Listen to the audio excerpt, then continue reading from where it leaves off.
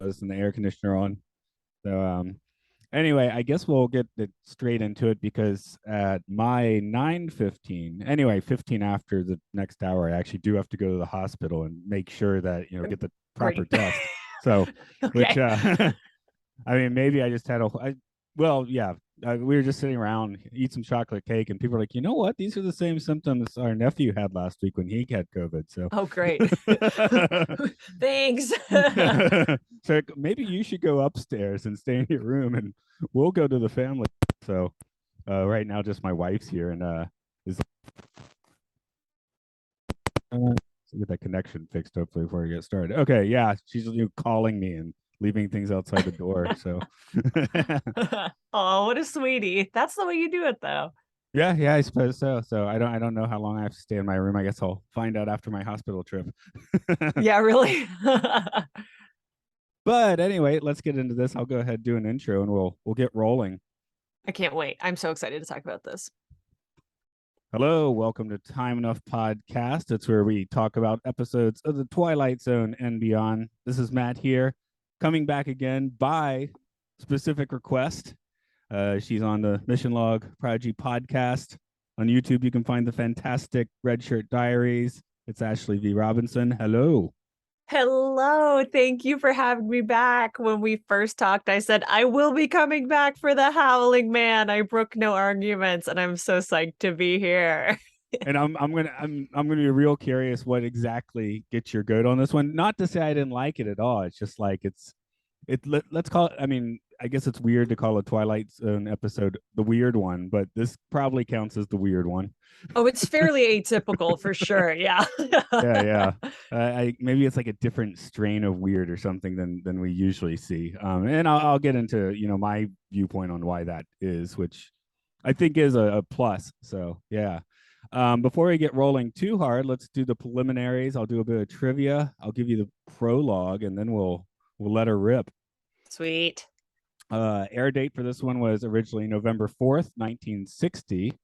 The script is by Charles Beaumont and adapted from his own story. While the music here is stock, it is stock from the legendary Bernard Herrmann, so you can't really, be too annoyed by that. We've spoken a bit about director Douglas Hayes before, as he is in the middle of a 9-episode run of The Twilight Zone. David Ellington was played by H.M. Winnett, not quite sure. He got started in the late 50s playing fake Indians, but would eventually score a wide variety of films and TV shows, such as Run Silent, Run Deep and Conquest of the Planet of the Apes. He even fought Elvis, and it happened at the World's Fair. He is still alive and kicking at 95, and even has some somewhat recent film credits. Like I think there was a 2018 on there. Hell yeah, good for him. And on the disc, there is an interview with him if you have the Blu-ray, so you can see him, do his commentary on here. John Carradine, I feel weird putting him as a second actor, but he was brother Jerome. Carradine was an absolute legend, appearing in 351 films and TV shows over a period of more than 50 years, making him one of the most prolific English language actors ever. His best known work is appearing in a number of John Ford films, such as Stagecoach, The Grapes of Wrath, and The Man Who Shot Liberty Valance. And yes, he was David Carradine's Pops. The titular character was played by Robin Hughes. He appeared in many small roles in film and guest spots on TV right around 1960. But he's probably best known for this role, as well as a few spots on Perry Mason. Brother Christophorus was played by Frederick Ledber. I got the consonants backwards. He mostly appeared in film, with more notable roles in Moby Dick, Alexander the Great, and Slaughterhouse-Five. And I wrote that in, and I'm rolling it after a likely bout of COVID. That's why you're getting the scratchy voice today. I told you, but now I'm telling the audience. Sexy voice. Yeah. No, I didn't be deeper for that. Get some Barry White. There we go. That sounded like Froggy. Okay, Ashley, I'm going to give you the prologue. If you could give that any kind of reading you feel like. The prostrate form of Mr. David Ellington, scholar, seeker of truth, and regrettably, finder of truth. A man who will shortly arise from his exhaustion to confront a problem that has tormented mankind since the beginning of time. a man who knocked on a door seeking sanctuary and found instead the outer edges of the Twilight Zone. All right. Before I dive in too deep on well, before I get to asking you what your picadillo is on this one, what I got watching this one was a it felt like kind of like a Hammer film in miniature. You know, like Peter Cushing would have been Ellington, and Christopher Lee probably would have been, you know, Brother Jerome, and who knows Oh, who the devil Christopher would have Lee, been. good pull for that. Oh yeah. Well, he's I think definitely done that's some creepy cult leaders. yeah, yeah, that's kind of his type, I guess.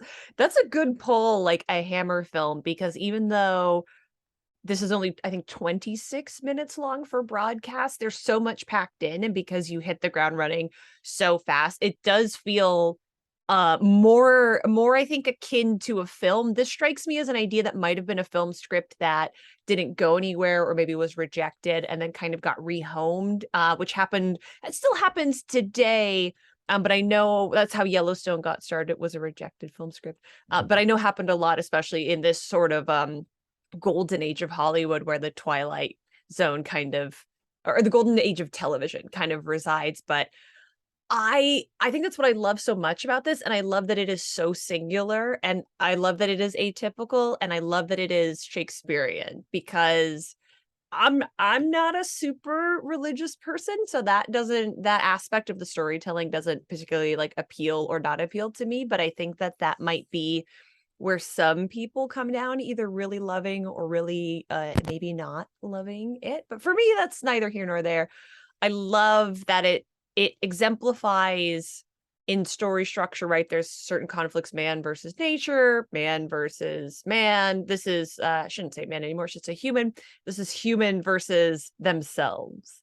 And that's what I love the most about it. Also, because everyone in it is really strong. If the acting didn't live up to how good the script is, this could very easily, I think, be a bad episode. And I don't Yeah, think it's a bad episode. yeah. This was coming from the Matheson's short story, which I think he'd written about 10 years before. So Mhm. I well, I'm saying short story because I'm not quite sure. It just said from the Howling Man in quotations. I think when it's in quotations, that means it's a short story. But Kind of like a incident at Owl Creek Bridge. Blech. I can sort of, speak. well, for the Twilight Zone, they just took that from France. They just bought the production and Yeah, used it. yeah, And yeah. in this case, it was one of their regular writers just like, hey, I've got the story, so can I retool it for the Twilight Zone, I guess. So kind of what you're saying, just a slightly different trajectory. Yeah, the same but different, definitely. Yeah, what was my note? Oh yeah, my note was, is the devil not a man, but probably not another gender either. So I mean, the devil in the context of this is a man, and a very handsome one at that, which I think is an intelligent choice as well. It makes that reveal at the end, which is it's a visual effects, a special effect for the time. It's so simple, but it's so effective and arresting. And I will say, if you enjoy The Howling Man with your intoxicant of choice, it will truly blow your mind when you behold it. yeah, the effect that like they couldn't even quite line it up correctly as he It's passes each fold, but it's still great. I mean, perfect. But if it was aligned perfectly, we wouldn't love it as much. Or even the going up in smoke at the end, which is very like a Wicked Witch of the West, on the burning thatch roof exploding in the poof of fire. Like, it's not quite perfect, but that's what is so charming about it, I think, to being like a contemporary audience member. I got this weird thought. I was just watching it because like I said yesterday, I was kind of down and out, so I just put it on again like 30 minutes ago. And I was like, this is like the superhero reveal in a way, you know, when Batman finally Oh shows up in yeah. costume or something like that, you know, like it's a Satan reveal in this case. But I definitely was like, oh, today this would be the big like first time seeing the hero or villain and costume or whatever.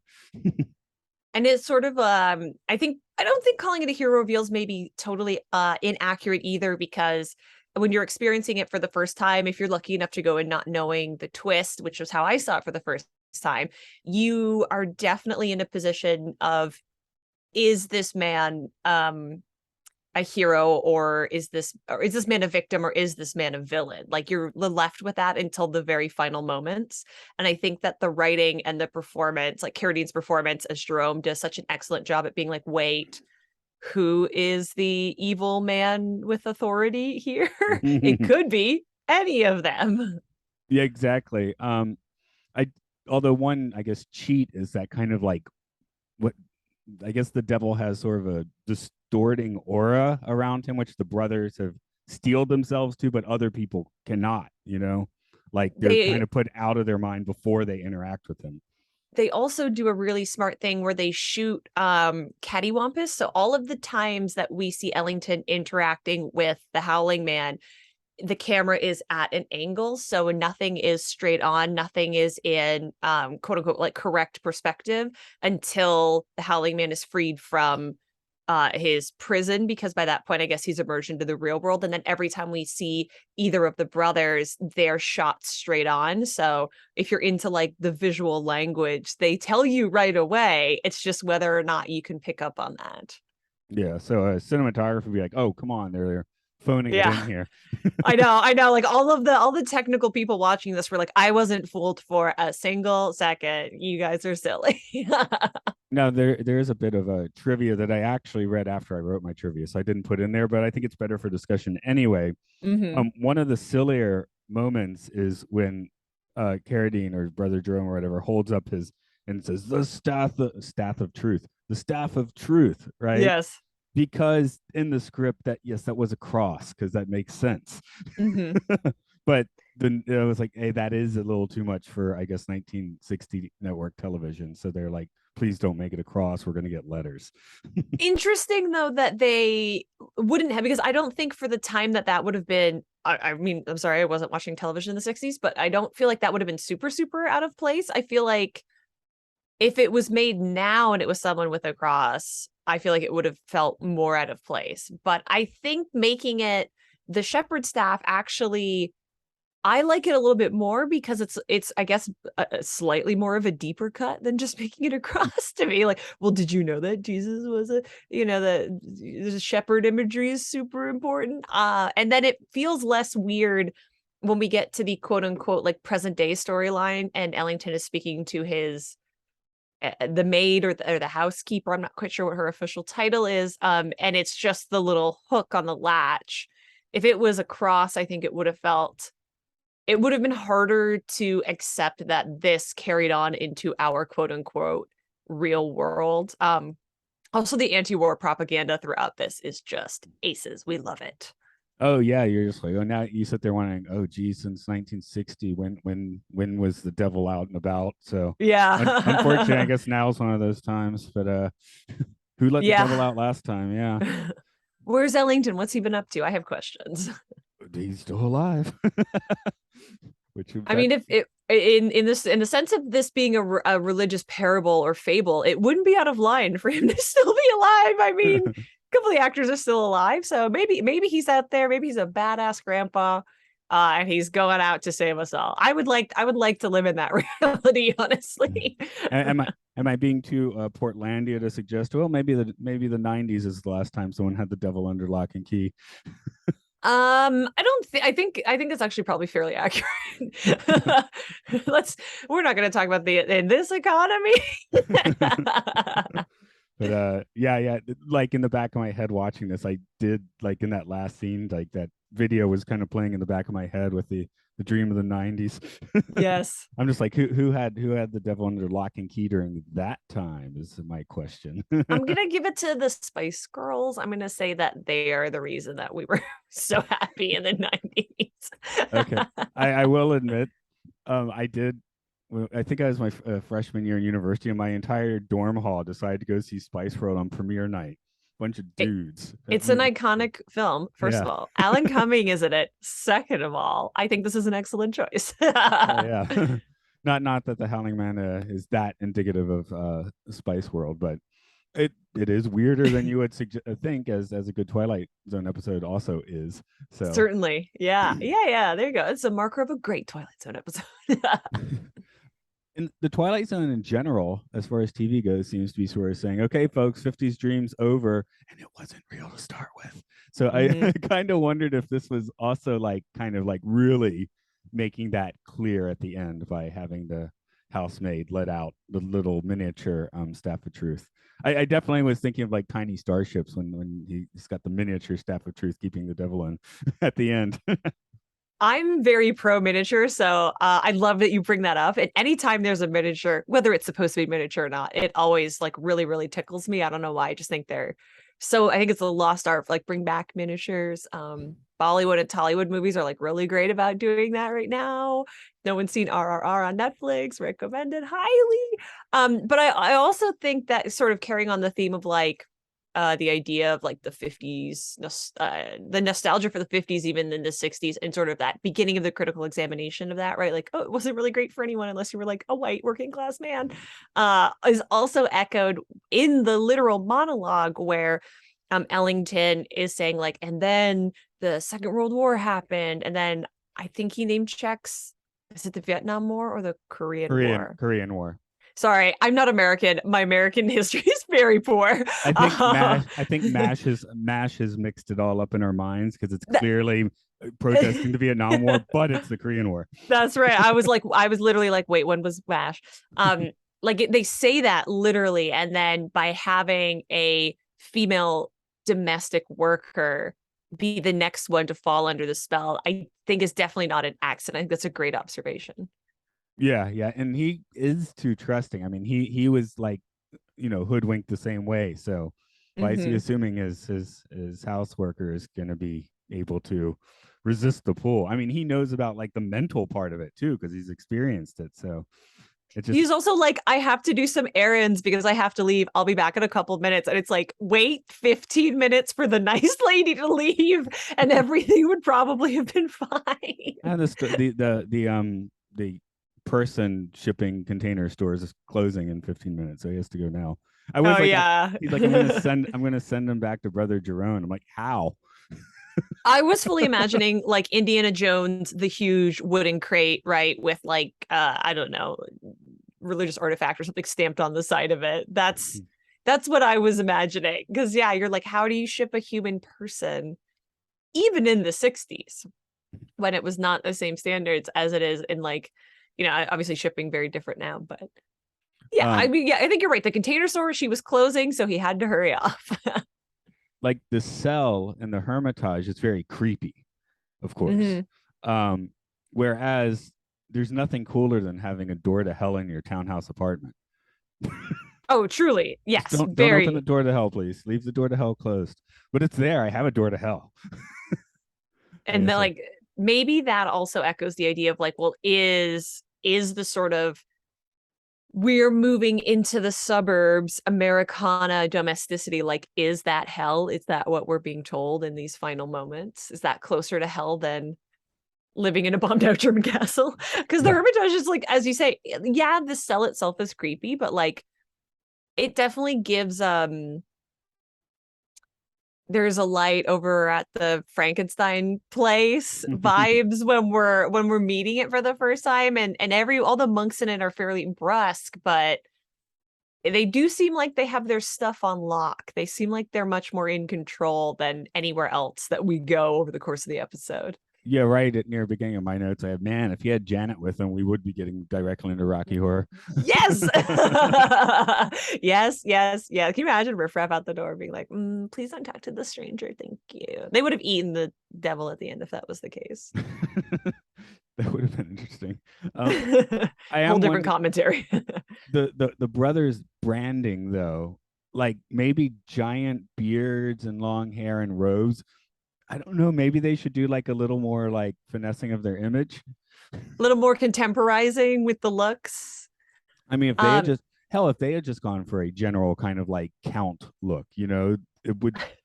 I mean, just a little more modern, because it is like, is this like when he's thinking, gee, is this a weird cult? They definitely look like a weird cult.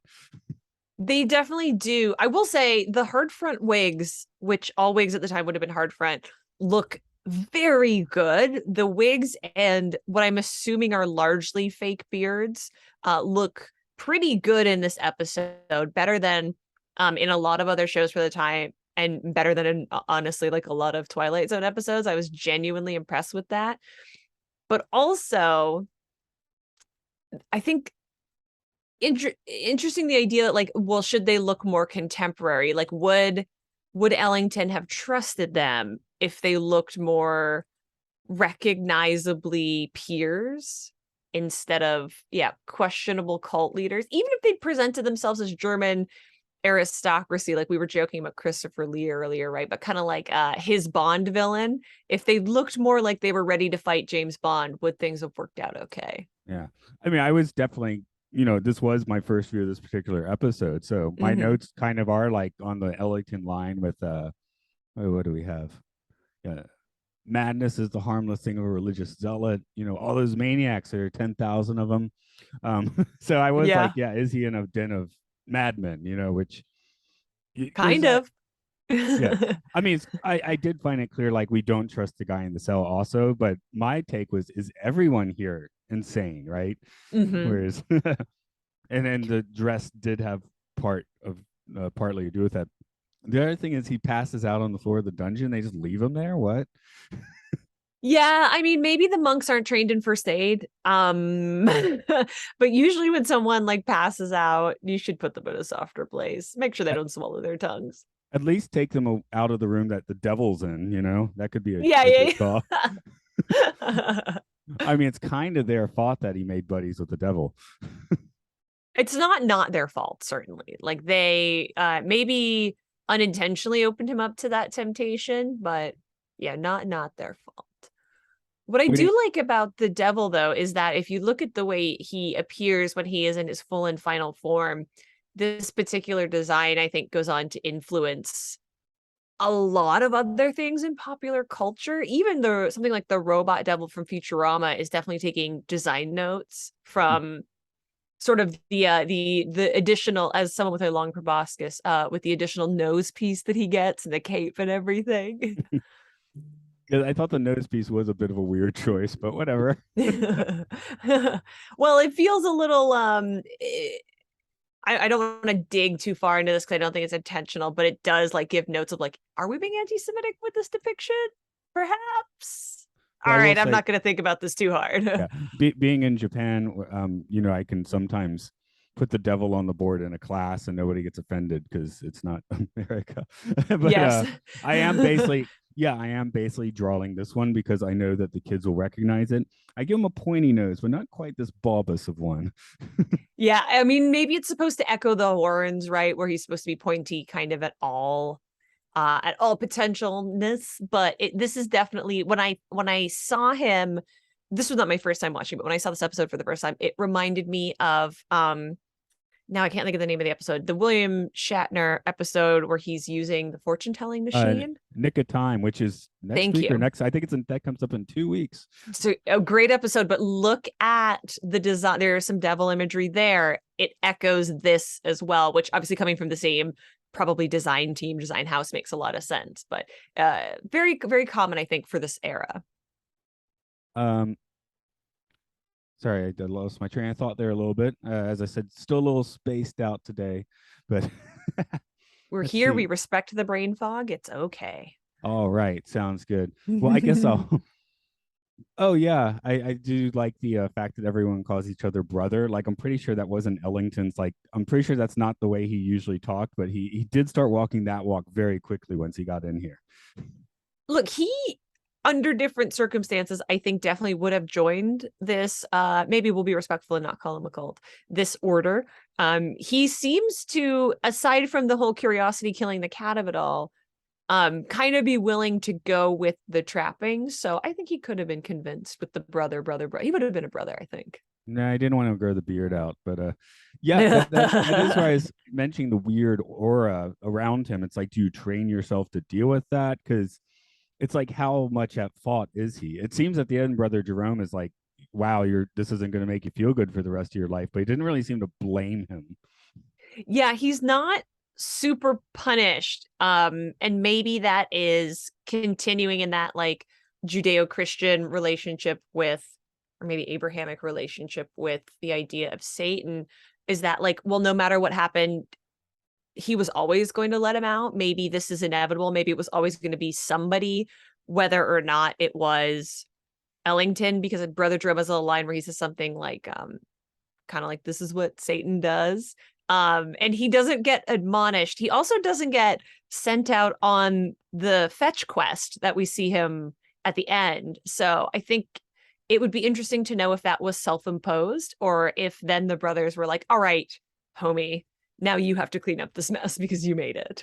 Well, he does make it in his kind of voiceover that at that moment I decided I would be tracking down Oh, that's true. the devil. I mean, you know what? You got me. Yeah. So, but actually, that's a good point, because otherwise, yeah, you would be thinking, did he get like kind of, shoehorned into that job afterwards? But no, yeah, I think that's where the script was like, we need to make it clear that that's the case. A couple of the devil's lies or misrepresentations, I guess. One is, they're gonna kill me if you go, if you get the authorities, they'll kill me. I'm like, can they? I think they can't. Right. I mean, if you unload like a machine gun into him, does that what happens? Yeah, I have questions about his mortality. Like, can he be decapitated? Is this like a zombie elf kind of thing? I think maybe we think a touch vampire simply because it's clearly like, somewhere in the Czech Hungarian region. So Yeah, somewhere vaguely Eastern European. So some Transylvania vibes. So yeah, you would start thinking you treat him like a vampire. But the impression I get is he cannot actually be destroyed. So he would have been, again, calling out the devil on lying is probably whatever. But the other one I really liked is when he's like, can't you just lift this out yourself? He's like, there's no time to talk, is his like response. I also, both times I've seen this, have spent a lot of time looking at the sort of barred window to his cell to be like, could this, at least the outward body of a fully grown man, put his arms, like, is there an angle where he could lift it off himself? Quick, there's no time to talk. She was thinking about it too hard. I mean, that's what happens in the show, right? He yes. makes a point and it's like, oh. But I was just like, dude, that wasn't a good answer. Maybe you should ask it one more time. maybe you should question more, or maybe the devil should just like lie better. Like, the lie that he kind of gets Ellington wrapped up in is sort of how he was caught and snared into this position in the first place, is that he was kissing someone. And I remember the first time being like, oh my gosh, is this like a incredibly veiled queer metaphor? Like, is this, in the 5 seconds where you think maybe he's not Satan, I was like, oh my gosh, was he caught like kissing a man? And is that why this is here? And we're like MASH has an episode about a just because we've already evoked it, about a gay character who I believe is played by Ron Howard, and Trapper and Hawkeye kind of like stand up for him and like make sure that he's protected and treated well. And I was like, oh my gosh, is this where we're going? But they kind of just leave it accusing Brother Jerome of being like this lech who like can't get his because he's a priest, and so he doesn't want to let anybody else get theirs either. And I thought it was a particularly like dirty implication for a Twilight Zone episode. We don't usually stray that way in these types of stories, but we committed for this episode. Nobody's allowed to kiss. Too gross. Yeah, actually, I don't know what the original story says, so that might have that element. But I could see where in 1960s television, just be like, no. Yeah, exactly. You're like, you know what? That's one step too far for us. Would early 50s pulp sci-fi allow for that? But that's something I don't know. I guess I haven't. Yeah. I mean, are we talking like fully like B movie pulp, like working outside of all codes? Well, there's like Ed Wood's Glinda, right? Yeah. Which again, like under no auspice, under no rating system, but that's way outside the system. Yeah. But like possibly. I guess I'm going to go ahead and start throwing out my questions for each episode. The first one being, exactly who went into the Twilight Zone in this episode?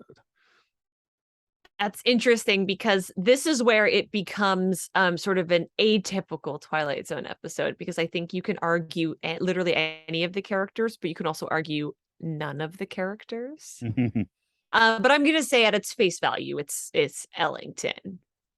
Yeah, I do agree with that. But I am thinking, wow, at this point, Brother Jerome has had quite a transformation. At this point, Mm-hmm. like the implication is maybe like 10 years ago or whatever, he was like more like Ellington because he said for 40 years I had a normal job that allowed me to like travel the world, blah, blah, blah. So we're just seeing him in a different stage. Or maybe it's like he's already been through the Twilight Zone and has now sort of taken charge of his life again Oh, in a weird interesting. way.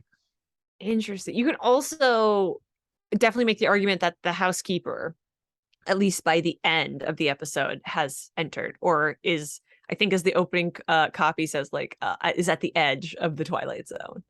Right, right. So I maybe in the case of Brother Jerome and Ellington, we could say he's out of the Twilight Zone by the 50s. He still has a weird job he does, but he's kind of like he knows the ropes now, right? That's true. And he's out operating in what appears to be the quote unquote real world, the contemporary world. So it's like you have your transformative experience and you have to take that with you, but you do go back to the real world at some point, just with this Twilighty zone baggage with you. Yeah, like you can see through time now. Right, exactly. You're Doctor Strange or something. Would love Yeah. that, honestly. So let's keep the focus on Ellington, I suppose, because Mhm. we're seeing the housekeeper just at the Yeah. start of her trip. We're seeing Brother Jerome at the end of his trip. So, in the case of Ellington, did he deserve his trip through the Twilight Zone? Interesting. I think deserve is always, I don't know if I said this last time, please forgive me, listeners, but deserve is such an interesting word, right? The way we use it in English language, like, does someone deserve to die? And this is sort of the same implication because this is the death of innocence or ignorance, if you want to look at it that way. I would say, given the fact that he makes the wrong choice, he did deserve the trip because he was presented with a lesson and he didn't learn it. It seems he did learn it afterwards, though, which makes me kind of think like maybe this is his calling. Like, does he Oh, I deserve like his that. calling? Because we're getting the hero's journey. We're just we're missing the part in the middle. Yes, and we're missing the payoff, right? We're missing my friends you bow to no one at the end of Return of the King. Right, because the hero's journey, you come from your normal world into a strange world where the rules are all different. You don't understand it, and the Hmm. hero almost invariably makes a mistake, and that's what this episode is. We're seeing the hero make a mistake because after this, he goes on his tracking mission and eventually is successful because Yeah, he's and got we kind of end with him still a bit caught up in that dark night of the soul. yeah, right, because he's again he's got a weird aura in his apartment, I suppose. So Yeah. Well, and he doesn't seem to be happy, right? Like he's not really, I don't know if he's unhappy, but he doesn't seem thrilled by his current state of affairs. Oh, the one thing we didn't really talk about was the howling itself, which is kind of weird. Oh yeah. I think it's a dog. I don't think a human person made that sound. But I like that it at least strikes as non-humanoid. Like the first time I heard it, I mean, it's called the Howling Man, right? But I didn't necessarily think that it was a human being from jump, and I think that that's designed to kind of let you know that maybe he's not a human person.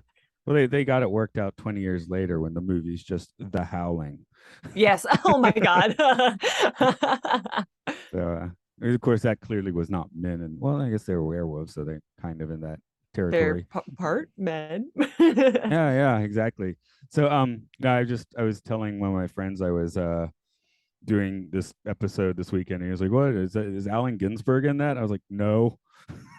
He wrote the Oh, poem. because of Howl? Yeah, yeah. It was like he There wrote were Howl. okay, then if Allen Ginsberg was in it, then there would definitely be a lot more gay themography, not even hidden throughout the episode. Honestly, I'd like the alternate universe. I'd like to see what that looked like. Well, apparently he'd give poetry readings and forget to wear his pants sometimes. So, Yeah, that seems correct to me. uh, hey, you know what goes down in those East Village coffee houses is what goes down those East Village coffee houses, I guess. Honestly, I guess it's just good branding.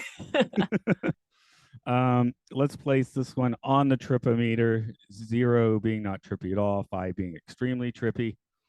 And I think it's fairly untrippy actually. Which is maybe what I like about it. On a scale of 1 to 5, I give it like a 2.5. okay, what's the trippiest element for you?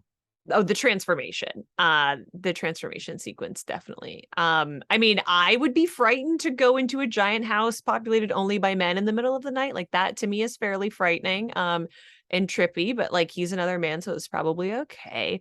But yeah, I think when we confirm that magic and sorcery exists in the world, I think that's the trippiest element. But I think the next episode is, I believe, Eye of the Beholder, which like is ranks far higher on the trippy meter than the Howling Man. I will go a little higher for you in one part because I consider Hammer films very trippy. So the fact that Fair. I equated this one, okay, I would not want this episode in color. I do I agree. when I was talking about people are alike all over. I was like, this is the Mhm. one episode I've seen where I'd like actually think I'd like to see it in color.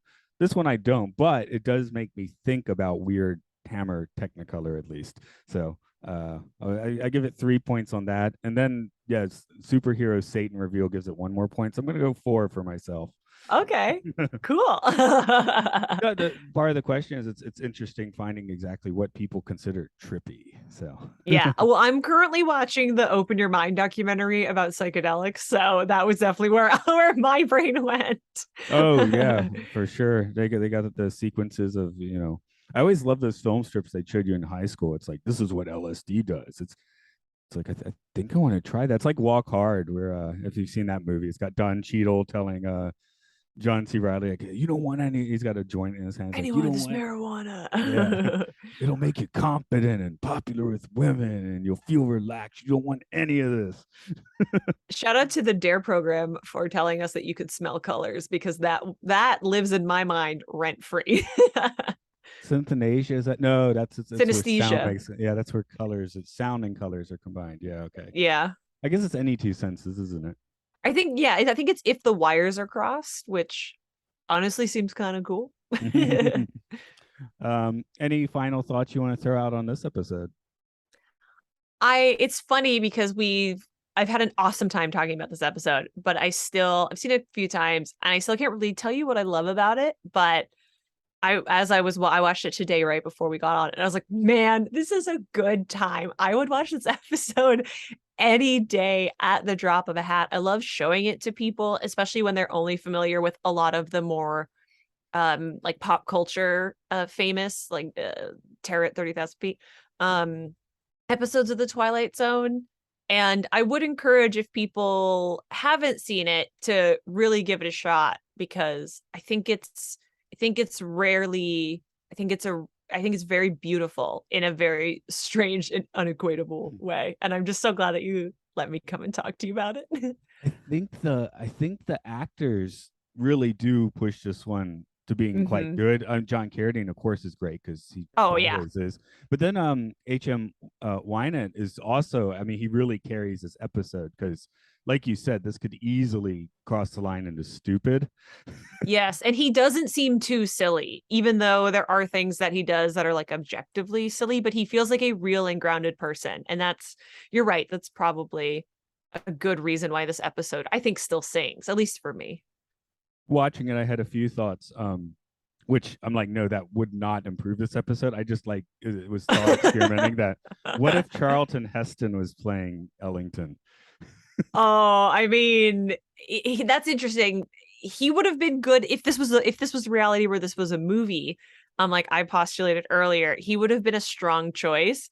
But sort of in the annals of pop culture, as we sort of know more about his personal politics, that might have colored That's the true. experience a little bit. I was just thinking like his kind of bull in a china shop approach and say Planet of the Apes being applied here would be Yeah, yeah, sort yeah, of yeah. interesting.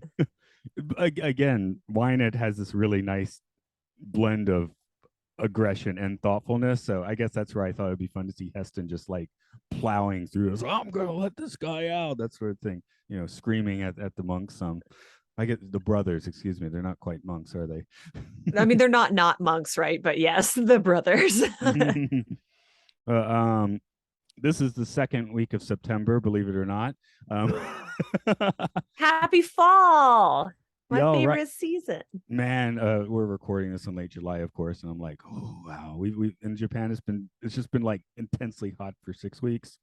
Usually at this point, it's Yes. been intensely hot for like 2 or 3 weeks, so it's kind of dragging us. So yeah, I'm looking forward to some September. But anything you're up to? I guess convention season is in the middle of it, winding down, something like that by then. Yes. So if we're in September, if you are coming to New York City Comic Con at the beginning of October, I'm going to be there. Please come out and see me. I love New York and I'm super psyched to be there. If you are not coming to New York Comic Con, please buy my new comic, Aurora and the Eagle. You can find it at auroraandtheeagle.com. There's a cute little button that says pre-order it. And if you pay for it, then I pack it with my bare hands and send it to you so you can use my DNA and clone me in your very own episode of The Twilight Zone. And then also, if it's September, then Lower Decks just came back, and I'm back on Mission Log chatting Lower Decks each and every week. So come out and check us out in the Star Trek animated world. All right, I might be able to pop in once or twice during that even when, but Time zones. yeah, usually I'm going to work, but there's a few days I'm not working, I think. So dare I ask about Prodigy? We don't know anything yet, do we?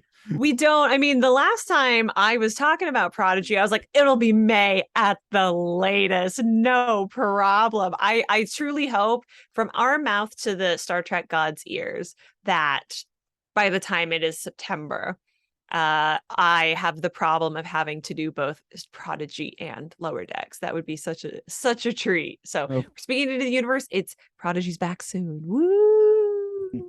Magical powers. Right, as for this, it is Time Enough Podcast. We're on Twitter and Facebook under Time Enough Pod. On Patreon, we're under the podcasting umbrella of Podcastio Podcastius, where you can hear us talk about sci-fi films and Matt and Luke Sci-Fi Sanctuary. And there's some gamer pods for some of you. Luke loves Pokemon about Pokemon, Monster Mash about whatever the new Monster Hunter, not Rise, Summer something.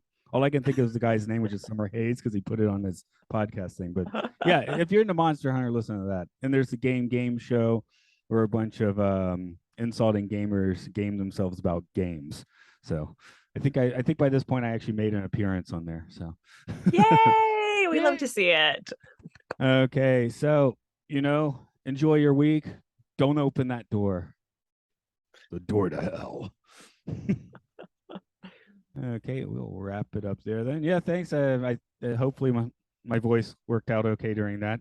But I thought you sounded great, honestly. If I didn't know that you were a little under the weather, I wouldn't have known.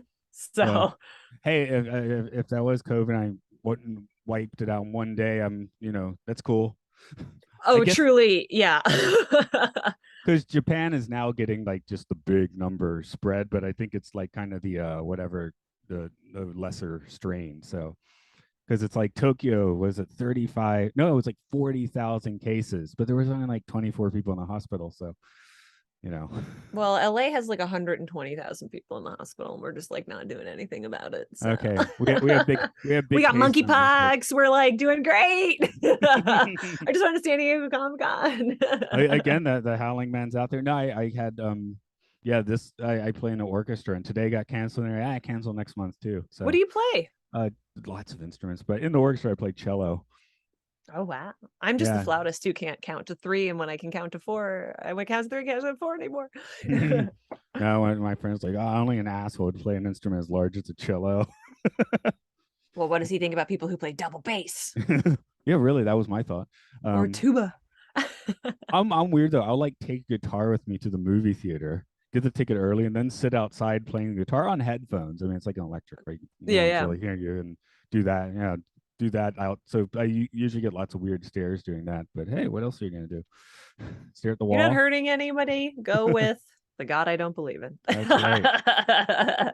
Okay, well, I am going to guess I go I go. I guess I'm gonna go check if I actually do have this thing or just had a weird illness. So Yeah, I mean, feel better either way.